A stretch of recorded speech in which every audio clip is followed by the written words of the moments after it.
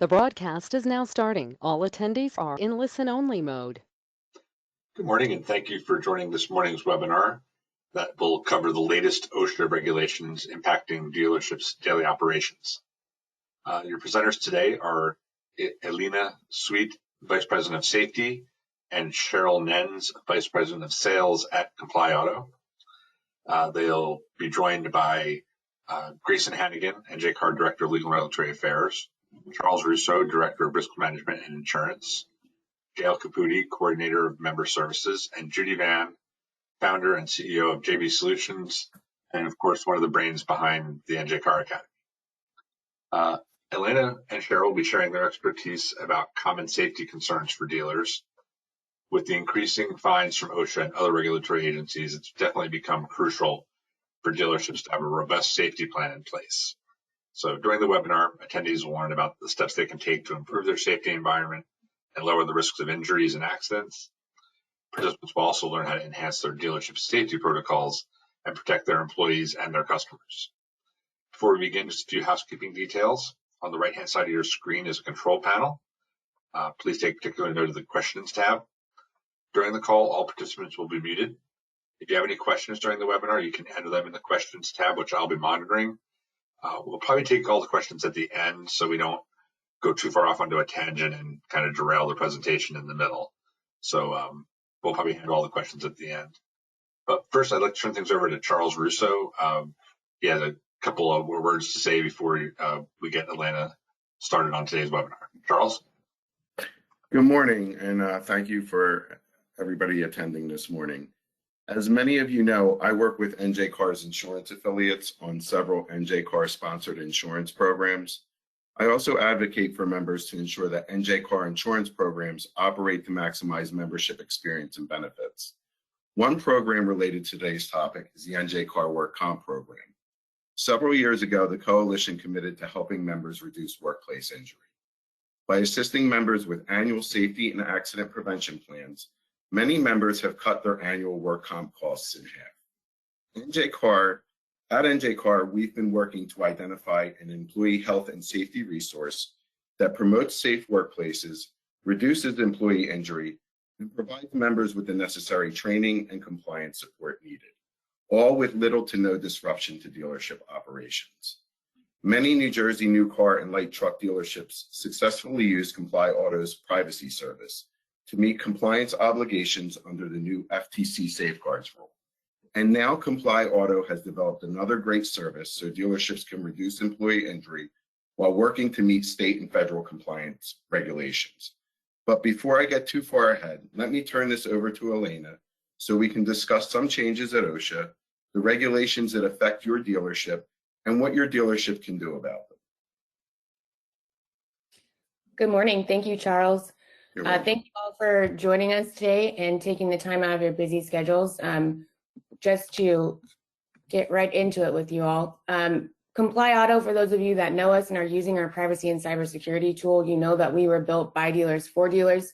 You can see our founders on the left-hand side. Chris Cleveland, our CEO, has over a decade of experience working in dealerships in Southern California and doing compliance and legal operations. John McAllen and Shane McAllen, both as a dealer and as well as general counsel. And with myself, I'm actually a third-generation dealer in California, and so I really do understand what those pain points are when it comes to compliance in the dealership, and have a lot of information to share with you guys today, so we'll just go ahead and get right to it. Major things we want you to consider in 2023. The first is OSHA regulators now have more autonomy to issue fines, so a lot of the things that we're going to talk about are things that OSHA has come out with since the beginning of the year in January. So when I say they have more autonomy, it means they basically have given themselves more power to come into your dealerships and basically issue fines for unsafe operations. And what that means on top of it is so for instance, if you had a fine that had to do with missing PPE, before they would give you a single fine for that. It could have been 10 instances in the shop where you had employees that were not using safety glasses, as an example. Before, that would have been one fine. Now that they have the autonomy to actually go and give a fine for each individual instance.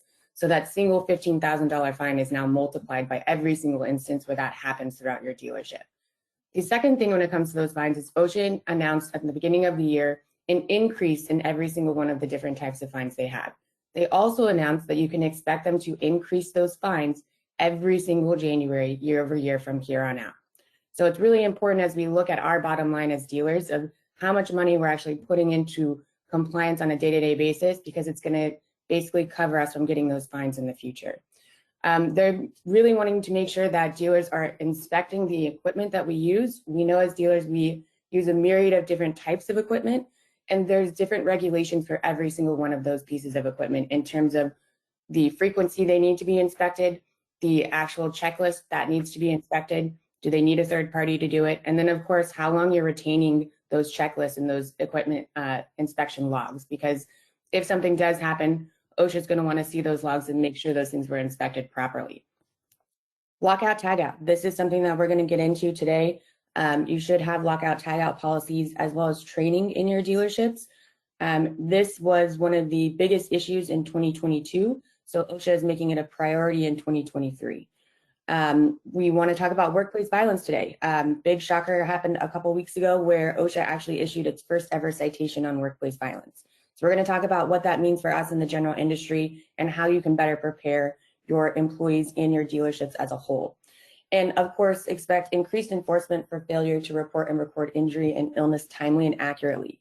The reason behind this is because OSHA wants to crack down on it because they either see dealers and employers in general who are reporting incorrectly, or they're just not doing it at all. So they are making this a priority in 2023. Different types of OSHA penalties you should be aware of. There are 3 different kinds. There's a serious, other than serious, or posting requirements. That's a $15,625 per violation. Your failure to abate is the same fee, and what that means is you did not go in and mitigate the risk that they flagged you for. So they're going to give you another fine on top of it. And then willful or repeated, obviously this is if you have been fined or cited in the past and then you have a recurring issue, that's going to come out as willful or repeated, and that's a minimum of $156,259 per violation. So remember, as I mentioned before, these fines are going to continue to increase year over year. So we want to make sure that you guys are prepared, because otherwise you're going to be writing checks that will not make you very happy. Top 10 violations in 2022.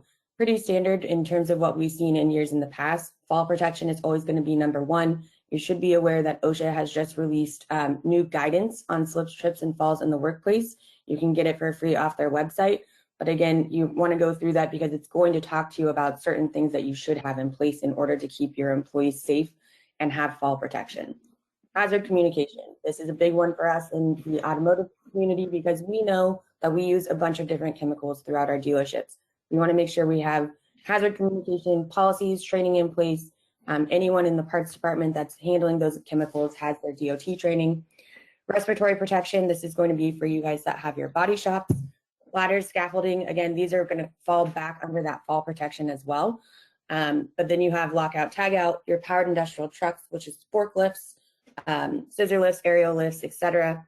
Again, fall protection. This is going to talk just specifically to training. And then always you're going to talk about PPE, and then finally machine guarding. So every single one of these top 10 violations at one way or another will tie back to an automotive dealership. The biggest thing I want you to look at is on the right-hand side of the screen, excuse me, where it says the second largest OSHA fine last year. And that means across the board in general industry, not just in automotive. The second largest OSHA fine last year was for $1.2 million, and it was at an auto parts retailer. So what this one had to do with was your lockout, tagout. There was actually a automotive lift. It was not working properly, it was malfunctioning, and it was not locked out or tagged out, and an employee tried to use it and was actually crushed underneath it. So that's a huge fine. Again, this ties back to what we do on a day-to-day basis. So this is what we want to get at the forefront of your mind when you're thinking about your own safety at your stores. And Elena, I think that one right there was actually in Camden, New Jersey. I think that was a business in Camden, New Jersey, that fine was. Yep. Then that hit even closer to home for you guys. So absolutely, again, that's the second largest fine. So it's definitely something we want to talk about. To dive into workplace violence, as I mentioned earlier, OSHA issued its first ever citation on workplace violence. Now, please be aware, there is no current regulation on workplace violence. And what that means is OSHA does not have specific guidelines or requirements that you must have a policy or training in place when it comes to workplace violence. However, it is highly recommended. The FBI recommends it.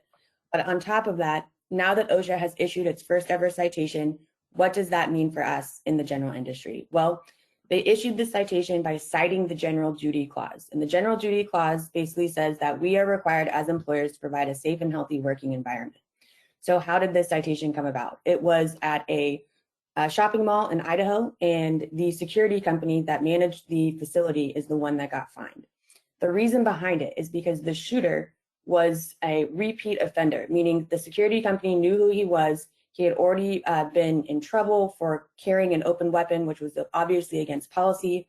He came in and did it again. A security officer approached him, and he was fatally shot 3 times. So OSHA came back and cited the security company because not only did they know that there was a hazard, they were continuously submitting their employees to hazards and not following their own procedures. So as the first ones to be cited, what that means is that sets a precedent for everything else. So we want to make sure that we can be as prepared as possible. What that really drills down to is we recommend that you have a workplace violence policy in place. You can also add an amendment to it in terms of your own personal policy for having weapons at the workplace. And then also we want to talk about training. So have an active shooter training, have a workplace violence training, because they are different things. So what to do in an active shooter versus workplace violence in general are 2 different things. So we suggest having 2 separate trainings on those types of things, but also take a look at your emergency action plans. Do your employees know what to do in case of an emergency? Do they know where the evacuation route is? Do you have emergency contact numbers for every single one of your employees? And which one of your supervisors is in charge of doing a head count in case of an evacuation or an emergency? These are all types of things that we want to make sure we have in place before an emergency situation arises. So again, we want to look at policies, we want to look at training, we want to look at how we are going to react as a company as a whole in case something like this comes down. And again, we know that OSHA is working on regulation right now when it comes to workplace violence, but it is for the medical industry. So those regulations will not touch general industry, but from our past experience, we know that if they're creating regulation for one industry, the others will follow behind it. Whether it goes to general industry or construction next is yet to be seen. But again, there's more workplace violence issues in general industry, so it begs to differ that it will probably go there next. So again, having these types of things in place beforehand is not only going to protect your bottom line in terms of removing that possibility of getting a citation, but again, the most important thing is we're keeping our dealership employees and our customers safe in case of an emergency. Yeah, and I'll add to that an emergency action plan has become very important here in New Jersey, not only for this topic, but also because we've experienced tornadoes and weather that's kind of unprecedented, and just for fire evacuation purposes as well. So just to add to what you were saying there. Absolutely. So these policies are very important. The lockout, tag out, your emergency action plans. You should look at a fire prevention plan. All of these policies you should have your employees review and sign on an annual basis as well to keep it fresh in their minds. If you know that there is an emergency natural disaster coming up, it's not a bad idea to have your employees review those trainings and policies prior to it happening. So lots of things that you can put in place to build your own safety culture in your stores. Okay, equipment inspections. So we use a lot of different types of equipment at the dealerships, whether that comes to just your forklifts, your scissor lifts, aerial lifts, above ground or underground storage tanks, your eye wash stations. All of these different types of equipment require different inspections, and they also have different frequencies of when they are required to be done. So OSHA has created these checklists, and they need to either be done on a daily basis, a weekly basis, some could be a monthly basis. The problem for dealers is you're the one that has to figure that out. So OSHA is not going to call you and say, hey, I saw you got a new forklift. Make sure you're inspecting that on a daily basis. These are things that we have to be aware of on our own. So again, how are you doing that? Your forklifts need to be inspected on a daily basis. So you need to make sure not only is the checklist that you're using correct, it can't just be a visual inspection of someone walking around and kicking the tires. There's a specific checklist that needs to be done before each use on a forklift. On top of that, you need to be keeping those logs for a full 365 days. That is not on a calendar year. That is basically from the day of the inspection, you must keep it 365 days. So you should take a look at how you're doing these inspections, or if you're doing them at all. because do you have someone that's assigned to a specific piece of equipment that is in charge of doing those inspections?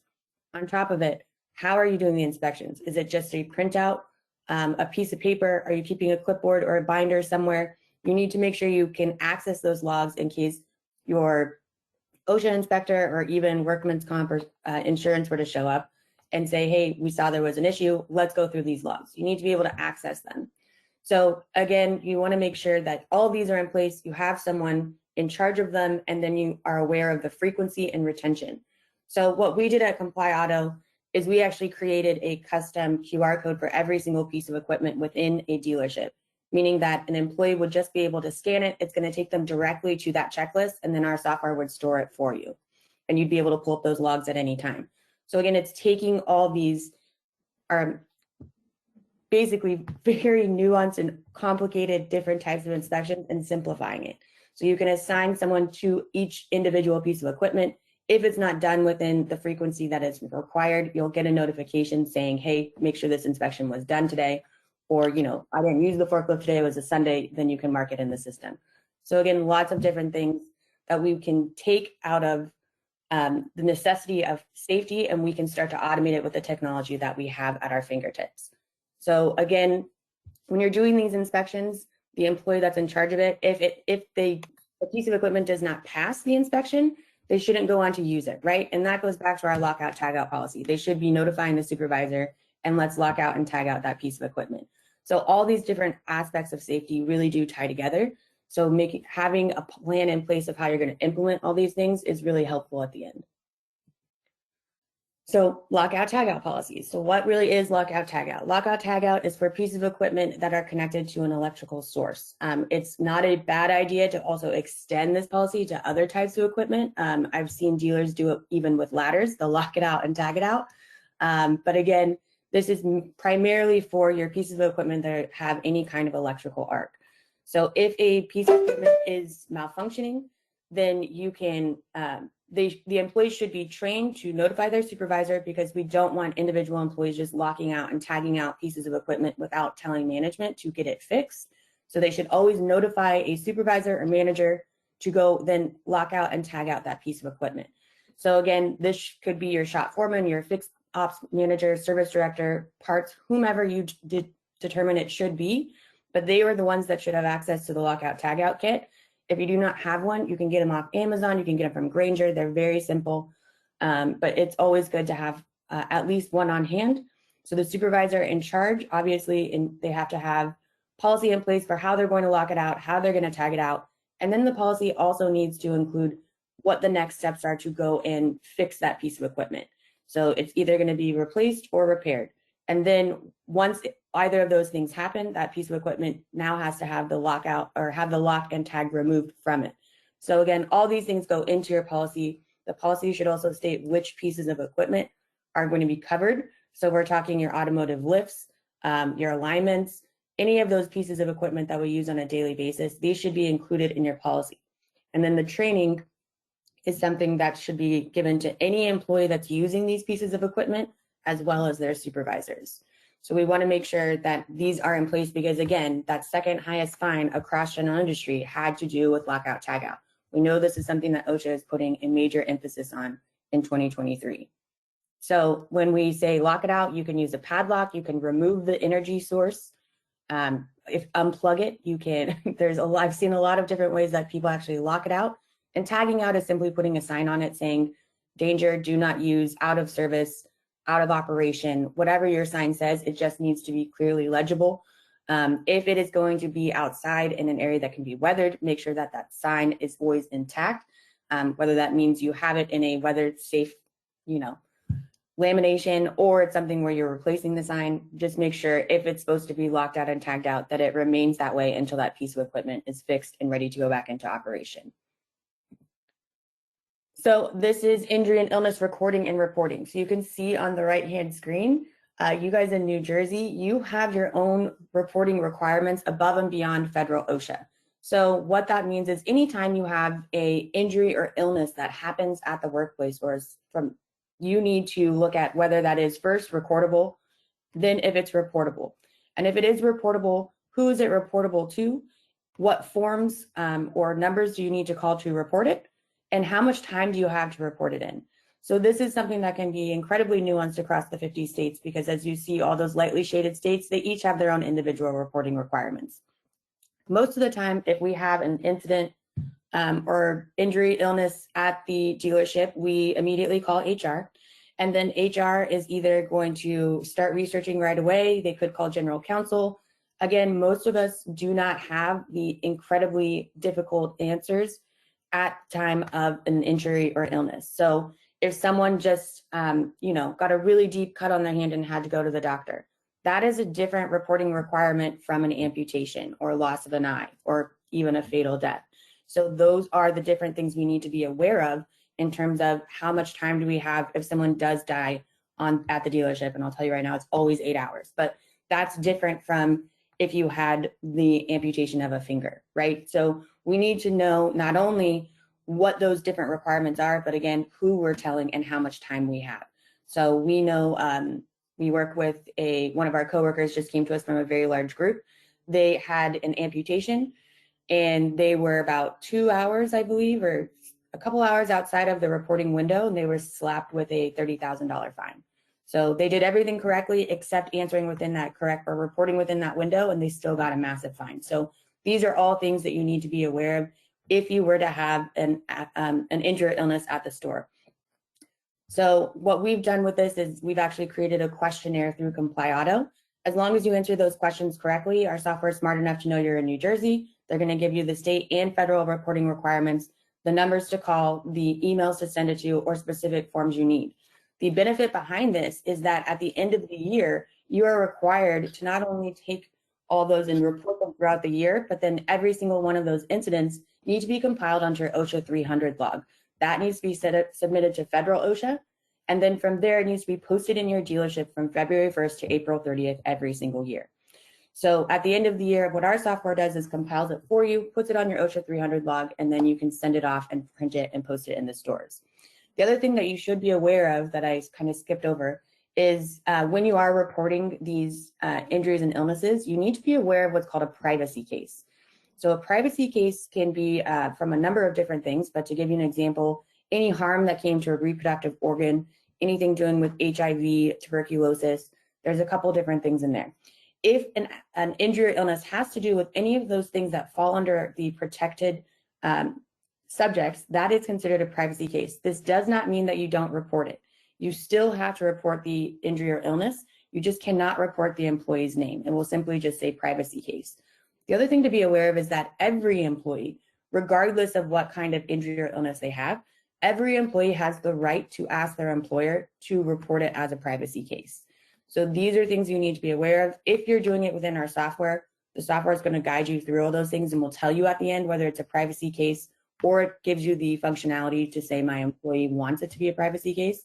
So those are all different types of things that before could cost us lots of time and money by reaching out to our third-party HR or just taking everything away from HR in one day because this is all they can focus on now. This allows you to get through it in a matter of minutes and be able to submit it and know that you're doing it correctly every single time. So again, we want to take these antiquated things that we've been doing year over year and try to start automating them through technology. So again, this is... I think it's really useful just because, I mean, like you're saying, it takes a lot of the guesswork out. For example, I looked up eye loss and I looked at an expansion of how OSHA views eye loss. It literally is the loss of the eye. It's not blindness or loss of eyesight. It's eye loss. So a software like yours is going to guide them through that so that they don't misreport too or misrecord. So that's really useful. It really is. Absolutely. It takes all the guesswork out of it. It really, any HR person I've shown this to has almost jumped for joy of like, this just saves so much time and headaches because you don't have to worry if you did it incorrectly. So it's, as long as you're answering the questions truthfully, it will give you the correct answer at the end. But again, as we mentioned earlier, OSHA knows that employers are either not reporting at all or they're doing it incorrectly or outside of the required time frame. So this is something that they're going to continue to crack down on, whether it's as they go through this year and into the next. Yeah, and unfortunately for us too, if I can add to that, like we were non-exempt industry prior to 2015. So this is fairly relatively new, this whole reporting and recording requirement, at least through federal.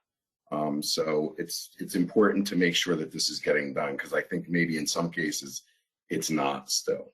So anyway. Yeah, absolutely. So we really want this to be at the forefront of someone's mind of, if something does happen on site, your immediate thought should be, do I need to record this or do I need to report it?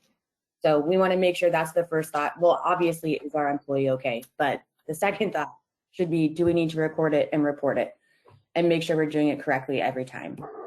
So on-site inspections. I know that you guys with NJ Car and your team out there are doing some on-site inspections, which is fantastic. Anytime you can do your own assessment, or whether it's through one of your employees or have a third party come in and do it, it's just going to make sure that you are more prepared when OSHA does show up, because you're going to be able to see what you're doing correctly, what you're doing incorrectly, and see those gaps in your safety culture within the dealership and how you can fix them and mitigate those risks prior to OSHA showing up. So again, we want to make sure when you're doing these on-site inspections, we're not just looking at the shop and parts. We want to make sure we're looking at paint booths, the body shop, your detail bays, your customer service area, sales, the HR component upstairs, your business office. They're going to check every single nook and cranny of your dealership. So is someone walking the lots? Again, let's be checking those compressors and your above ground and underground storage tanks. There's a ton of different things that we do, because if you think about it as a dealer, we're running more than one business at a time. You've got sales, you've got parts, you could have a body shop, service. There's so many different things we're doing, which means there's a lot of different moving parts. And OSHA is going to get into every single one of those. So we want to make sure that we're looking at all areas throughout the dealership. If you have someone that you want to assign to do your own regular inspections in-house, I think that's a fantastic idea.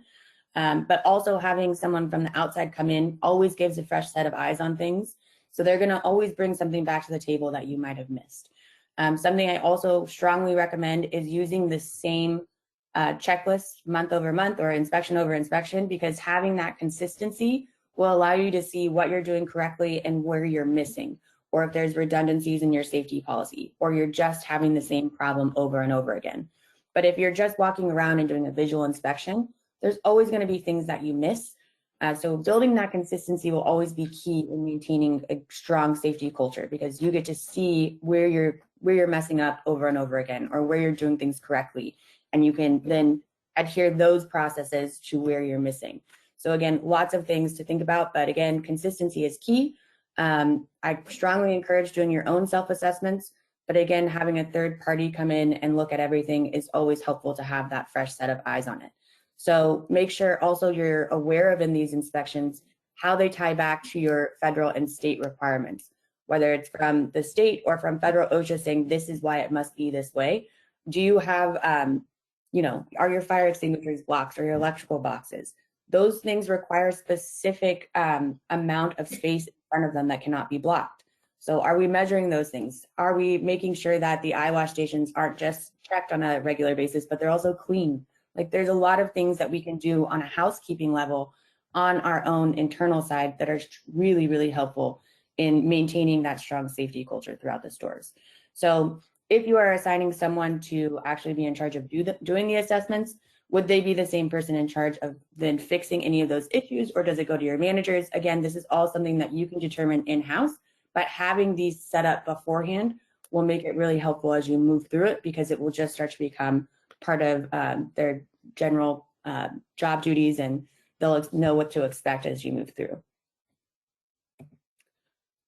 Safety data sheets. Okay, so this is something that is considered one of the lowest hanging fruits when OSHA comes into a store. And the reason behind that is because they know that at a dealership, we're probably using more than 5 different types of chemicals. They also know that we probably don't use the same chemicals that we did 5 years ago or 10 years ago if they visited us last time. So there are very specific requirements when it comes to your safety data sheets.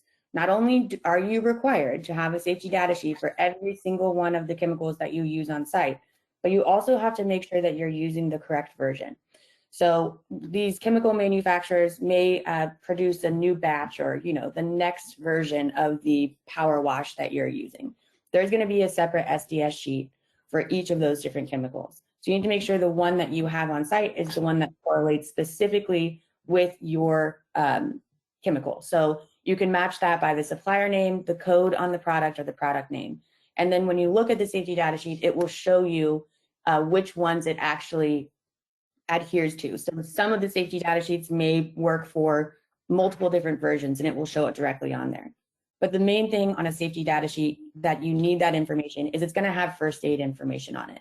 So if any of your employees were to come in contact with a chemical, whether they inhale it, ingest it, it gets on their skin, etc., that safety data sheet is going to tell them what they need to do for first aid. Should they be running it under cold water first? Should they be seeking medical attention? All that information is going to be on every single safety data sheet. And from an OSHA audit standpoint, you can expect the auditor to come in, ask you whether you're keeping the safety data sheets. Management might say, yes, we're absolutely keeping them. Then that auditor walks out to the floor and asks 3 or 4 techs whether or not they know where the safety data sheets are kept or where they can access these things.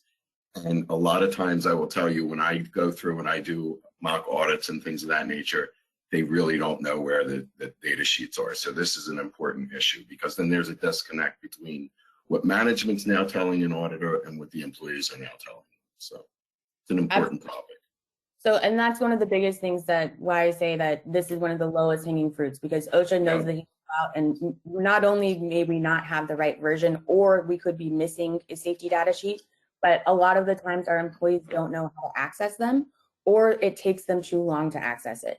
So what we all did for years and years is that these were stored in a dusty binder.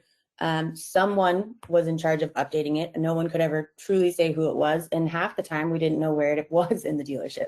So Right. What you can look at now is OSHA has actually accepted that you can have an online manifest for your safety data sheets.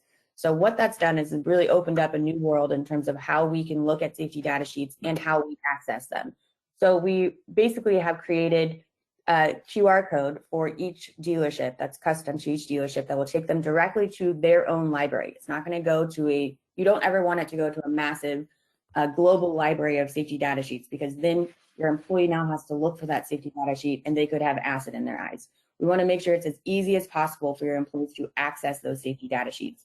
So being able to go specifically to a library of chemicals that is only used at your store is obviously going to narrow that down by quite a bit. The second thing is, how quickly can your employees reach your safety data sheet manifest? Is it something where they need to, if you are using a digital one, do they need a login and password to get to it? Does a supervisor have to access it? Those are things that we do not want to happen. We want them to be able to access that first aid information as quickly as possible. So what we've done at Comply Auto, we've created a custom QR code. An employee simply has to scan it, and it will take them directly to that dealership's individual library of safety data sheets. There's no login, there's no password. It goes directly to the library. They can either search for it or click on the category that it's in. It's going to take them directly to that data sheet. So they can access it with a matter of seconds. We recommend that you post these things in areas where those chemicals are used. So obviously we're going to want one in the detail bay. We're going to want several in the shop, in your parts department. Again, wherever these are used. Also, best practice is to post these in your lunchrooms or common employee areas where people see it at on a regular basis. So when something does happen, they know they can always go there to scan it. The other thing your safety data sheet is going to include is information on what to do if there's a spill. So again, this is super helpful because we know that not only OSHA, but the EPA is cracking down on how we are managing our spills. Is it getting into our storm drain water, et cetera? So your safety data sheet is truly going to help not only with first aid, but what to happen if there's a spill. And we need to make sure that we have them, but also that your manifest is updated at least once every 365 days. When I say update, that could simply mean adding or removing a safety data sheet. They just want you looking at it once a year to make sure things are up to date. So again, this is one of the lowest hanging fruits. And what the difference is, as we mentioned before, if you were missing 3 of your safety data sheets before, it would have been 1 fine. Now that's going to be 3 individual fines. So we want to make sure we have these in place and they're the correct ones, and that our employees can access them without having to, jump through a bunch of hoops. And this is one of the things that I really like that you guys are doing. The accessibility of the SDS info, the accessibility of the checklists that are necessary. It's just key. It really is. It simplifies it for the dealership. It's all about, reducing the time it takes to to do these things so that operations can continue and productivity can continue. And I think that's what really makes it valuable. And These you never types have of things. you never have to reset someone's password. That's one of Right. my You know, things. it's So great. It really is. you It's can right there never at their fingertips. No, there's no excuse for the employee to say they don't have it or they can't get access to the information. So we're taking exactly. the excuse factor out, which is great. Right, and so that's something that comes into play if there is an accident or injury, and then you have OSHA coming in to interview employees. Not only are they going to see that you have these posted everywhere and that anyone can access it, but an employee could never say, "I didn't know it was there." I mean, we make them follow; you can't miss it. So that really, again, it goes back to making sure that the dealer is protected at the end of the day. Yeah. So first aid, CPR, and AEDs, as we see more and more EVs coming down the pipeline and that they're trying to, out here in California, they're trying to push us all the way to electric pretty quickly here. So we know that EVs are continuing to become a new normal at dealerships. And what that means is we need to be prepared for being electrocuted. So having AEDs installed is helpful if you are selling or servicing electric vehicles. I also recommend if you are doing both, make sure you have one in the sales showroom as well as by the service bays where you're servicing those EVs. Again, that's about accessibility. If someone gets electrocuted, do you really want them running all the way across the dealership to try and get to an AED for someone to help them? No, we want to make sure they're nearby and ready to go. So again, this is something where not only do we need to make sure that this piece of equipment is monitored and working properly, same as we do with our fire extinguishers, eyewash stations, but on top of that, it is recommended to have your employees certified and trained on CPR and how to use that AED. Right now, certain states do have their own requirements. I don't believe that New Jersey is one of them, but there is no federal requirement saying that you must have employees certified and trained. However, it's obviously best practice that we have at least more than one employee on site that knows how to use an AED defibrillator in case of an emergency. It could very well save one of our employees' lives one day or one of our customers, God forbid. So making sure that we know how to handle the AED as well as CPR is super important. So what we did is we actually partnered with the Red Cross. And if you were interested in having your employees certified and trained, Red Cross would actually come in and they do a virtual training and certification for you. So that's actually still with an inspector, but it gives them the full 3-year certification. Other things to note while we're on this slide is making sure that your employees have some sense of what first aid is and how to utilize it. There's also some requirements of what should be in your first aid boxes. So that should be part of your inspection when you're going around and doing those assessments. Make sure someone's checking the first aid area, that it's filled. There's a lot of companies that will come in on a regular basis and do that for you. But again, this also ties back into your emergency action plans and emergency response. Do you have employees trained on how to use a fire extinguisher? Because if you don't, then you probably shouldn't have fire extinguishers on site. But again, we're required to have that. So we want to make sure we have those trainings in place: first aid, CPR, fire extinguisher, emergency response, evacuation routes. All of these things come into play because we know that we are very prone to different types of hazards throughout all areas of the dealership. So making sure that you guys are aware of these things and also implementing strategies and policies and training into your stores is very important. One more thing on this, just make sure your employees, when you're doing these trainings, remind them that they are not first responders. They only need to act to their ability and they, again, are never required to do that. It's if they feel comfortable doing so. In the end, know when to call 911 and not try to be a hero. They're not the first responders. Training. So we know that we are required to do lots of different trainings when it comes to HR, your sales and F&I, and now as well as environmental health and safety. So best practice is always to have your employees trained as they come on board as new employees. I get this question a lot of if they were previously trained at their last job and they were still within that year mark, does it count? Technically, yes, but you would need to have that certification on file. Best practice, just have them retrain again, because then you have them on your own system. You have them in your tracking saying, okay, now they did it on this day. I know to remind them 365 days from now, etc. Best practice, always just have them redo the training. Not everyone in the store needs to take the same trainings. You probably don't have all of your technicians that have access to the forklift. There's usually only certain people because they have to be certified forklift operators. So again, we don't need to assign all the training to every single employee. Your F&I guy probably doesn't need to take general shop safety.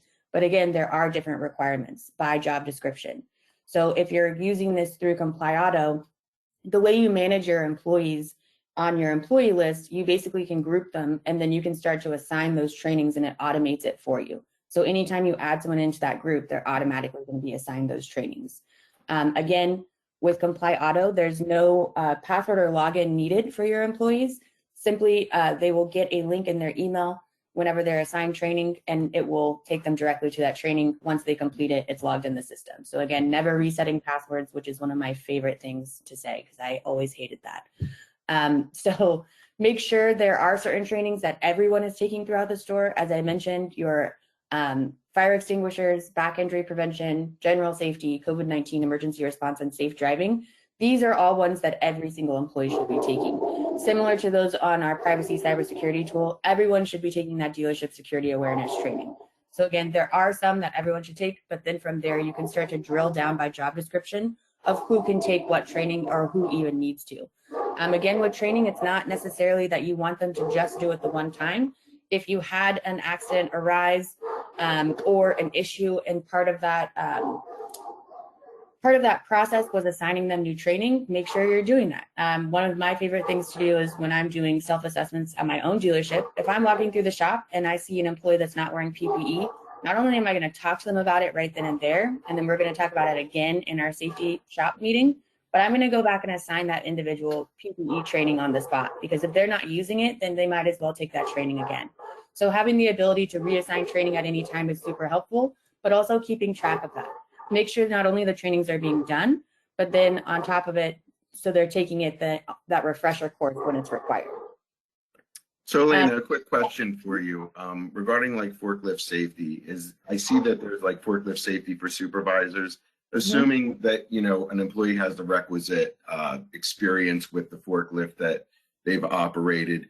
Is that a train the trainer where they can now do the practical? Is that yes. Particular? Okay, good. So that's really great, because OSHA is pretty ambiguous about what's needed here, everybody. It's either a lot of dealers will bring somebody from outside the organization, but really what OSHA is saying is if you have somebody who has the requisite experience with a particular forklift and they have the training necessary to train other operators, that you can do all that in-house and have a train-the-trainer who trains the operators every 3 years. And that's what Comply Auto has provided here, which is really cool. Correct. So at the end, great. Yeah, so at the end of the forklift safety, the one that would be for the employees, they will get a certificate that has the date marking how it's good for 3 years. Yeah. But yeah, absolutely correct. The supervisor one is a train the trainer. Again, our trainings are going to make sure that you're looking at the manufacturer's guidelines as well. We can't bake every single brand of forklift into these types of trainings. So it is going to tell you in those trainings to make sure you're aware of manufacturer guidelines to use it. But overall, yes, this does cover what you need in terms of getting the certification in-house. This is another important topic with electric vehicles, because a lot of dealers who previously did not have to have forklifts are now going to have them to move the batteries around. So there's a lot more dealers that are going to be using forklifts, and this is going to become a new requirement for them to engage in. So most dealers I've talked to that have never had a forklift before are either shopping for one right now or anticipate having by the end of the year. So again, that's all to do with EVs, and make sure if you're selling EVs that you're doing training for those employees. And a lot of that will come from your OEMs on the specific EVs. But again, as we're talking about training, make sure that those things are being handled as well. Another good policy to think about is actually your individual policies themselves. So in terms of if you're doing a training for emergency response, you should also have them be reviewing that emergency action plan at the same time. Fire extinguisher training, they should be reviewing that fire prevention plan as well. So one of the things we've done with Comply Auto is we actually did combine the two of them. So anytime they take those trainings, that correlating policy is actually embedded at the end of it. So they're going to have to review and sign as soon as they finish the training. So most of the time, as HR managers, you're aware that when that year time that refresher time comes up for them to do it, half the time we have to chase them down to do the training, and the other half of the time we have to chase them down to review and sign a policy. So we actually embedded them together so you can do 2 in one fell swoop. So again, that's something to be aware of. However, in terms of the trainings themselves, this is something that's very important because OSHA has changed the way they're doing their employee interviews.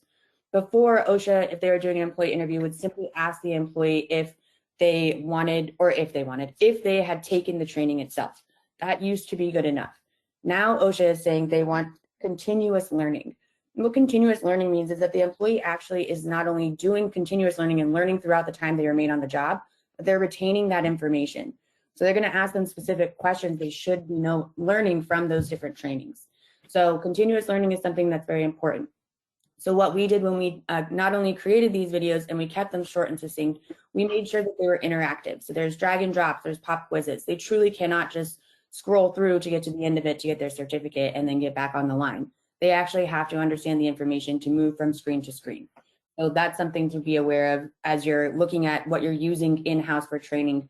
You want to make sure you're getting that continuous learning out of it and not retention and recall. Charles, anything to add on that for?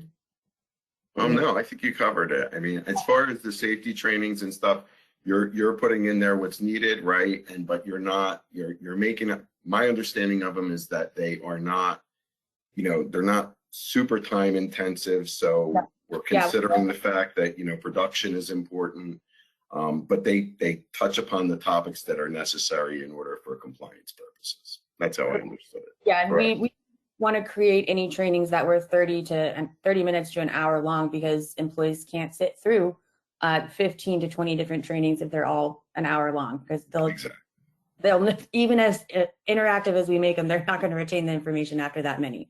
So we kept them short, sweet, to the point, but they have all the information they need, and we made it in a way where they actually have to interact with it.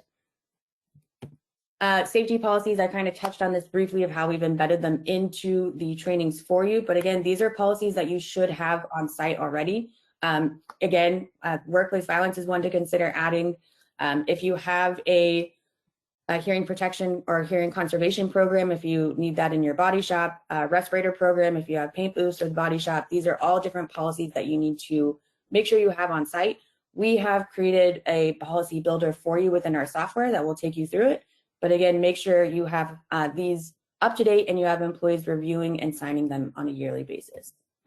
Make sure you have the proper signage posted throughout the dealership. A lot of these are federally required, but make sure you have your pictograms when it comes to hazardous materials. Exit signs and emergency exits need to have their own signage. Your fire extinguishers, AEDs, no smoking signs. Again, these are, if you've got forklifts, heavy moving machinery, there's a ton of different signage that you need throughout the store. Make sure that you are not only posting them, but then on top of it, that if they mysteriously disappear, which I've seen happen on a multitude of different occasions throughout a dealership, that you have the ability to easily put them back up again. So with Comply Auto, we've actually created a library of these signs where you can go in and download them, send them to your sign guy to create them, or simply just print them and post them. And not only on that, we also allow you to timestamp and track when it was posted and who it was posted by. We're also adding a feature where you can actually take a picture of it posted, showing that you did indeed do it. So again, lots of things to think about, but having those signs up is just going to protect the dealer if something were to happen. And we've tried to help our dealers with policies like hazardous communication samples and respiratory written sample programs and things like that. What I really like about what your service does is it's all industry specific. So your policies aren't general policies for just general industry purposes. It's all specific to the dealers, for the dealers, by the dealers. So I think that's a really cool thing because it's accessibility once again. I'll go out to a dealer, I'll say, let me see your hazardous communications program. Let me see the written stuff. They don't have it, or they have something that doesn't really apply to the business the way it should. And that's probably not going to cut it for an OSHA auditor, right? So important stuff. Absolutely. And then same thing, I mean, for the by dealers, for dealers, we did the same thing with the trainings. You're never going to see one of our trainings that's really saying, teaching the employee how to sue you. You know, we've seen a lot of those trainings where it's like, your employer must do A, B, C. And they're like, well, you know, my employer only does B and C. So they're going to go and call that ambulance chaser lawyer. And now we've got a lawsuit. So You'll never see that in any of our trainings or policies. Everything was designed, again, by a dealer. It was designed by me. So I'm going to protect the dealer at the end of the day as well.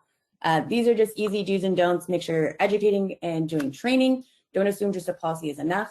Report and record necessary injuries and illness in an accurate manner. Don't rely on software or humans alone. Make sure that we have things in place to safeguard ourselves from making a mistake. Promote a culture of reporting safety concerns. This goes back to that culture of compliance and safety that I brought up multiple times. And the way I look at it with my employees is, if they're going to walk by and see a puddle of water on the ground, are they going to walk by it, or are they going to stop and clean it up? That's what it truly means of having a safety culture in your dealership. So implement workplace violence prevention. We're talking training, but again, look at those other aspects as well of emergency response, those evacuation routes, emergency contact numbers. Again, lockout, tag out. Don't underestimate the danger of just allowing, telling everyone, oh, don't use that one. Make sure we're locking it out and tagging it out properly and have a plan in place of how it's going to be fixed and brought back onto the floor. Again, as we've mentioned, the software we've created, I've tried to make it to where every single one of the pain points we deal with on a regular basis is now automated and integrated into the system, where it talks and is smart enough to move those things together. So lots of things to consider, but if you have any questions, you can reach out to myself or Charles. But again, everything I've shown you, and I'd love to show you more when it comes to Comply Auto safety, but we actually have been working very closely with Fisher Phillips, and every single aspect of this software has been gone through with their team of EHS lawyers with a fine-tooth comb. And they are the ones that have checked all my work. And so everything you're seeing is not only federally compliant, but also 50 state compliant. And if you didn't know, we're doing a webinar with them this morning. So feel free to jump on that if you need to. But Comply Auto difference, it's the same for you that are on privacy, cybersecurity. We're always month to month, no setup fees, implementation fees. We don't need to get into your DMS. We're a complete web-based software solution. You will have the same client success manager or CSM that you're currently with. So you don't have to worry about having 2 different reps with Comply Auto. It'll always be the same one. And again, as always, if you pay upfront, you get a 10% annual discount. So I know I'm super close to time, but if you have questions, feel free to scan that QR code and we'll get back to you. We can give you more information. But Charles, I didn't know, or Brian, if we had any questions we wanted to get through. Let's give, if anybody has any questions, let's give them a minute or two to put that in there. Charles, did you have anything you wanted to bring up that maybe? I just think, look, once again, all of this stuff, when I go out to the dealerships and I talk with the employees that are responsible for this stuff makes their head spin. It really does. I just was out at a dealership not too long ago, one of the larger dealerships out there, a lot of locations. The facility manager's going through with me, and I can tell he sees me checking off things and talking about things that need to be fixed. And he's like, is there just an easy way to deal with all this stuff? And I said, I don't know about an easy way, but there's certainly companies out there like Comply Auto. And, what Elena and her team are doing here is they're taking a lot of the guesswork out. They're simplifying it as best as they can. And it's to the benefit of those employees who have to deal with this, because this stuff can really make your head spin. And what we're trying to do with services like this is make it easy so that doesn't happen. You're compliant, and you don't run into trouble if somebody gets called out from OSHA or another state organization to do an inspection of your business. And that's it. Good morning, Charles. If I could just make one quick statement too, because I've talked to a lot of CFOs and COOs, and I think one of the things that really brings this to light, a lot of the people on the line are Comply Auto customers for privacy, and now you can pull your safety into the same portal and manage everything in one place. I think that's a huge advantage for some of these operation managers. Definitely, Judy. When I talk to owners, they're looking for a one-stop shop, and Comply Auto is doing a great job of building services that are making that happen. So it's a real benefit. Thanks, guys. We're just going to continue to add things. Yeah, go ahead. No, I was going to say, if there's anything, obviously you presented a lot here, and so everyone on the call knows today's slides, as well as a recording of the webinar, I'm going to post it later this afternoon on the NJCAR website in case anyone missed some of the presentation, or there's others in your dealership that you feel need the information that's been provided. because obviously there was a lot covered here. And then if you could say, is there, again, there's a lot you presented, but if there was one or two things that you absolutely want people on this call to take away, what would be your biggest highlights?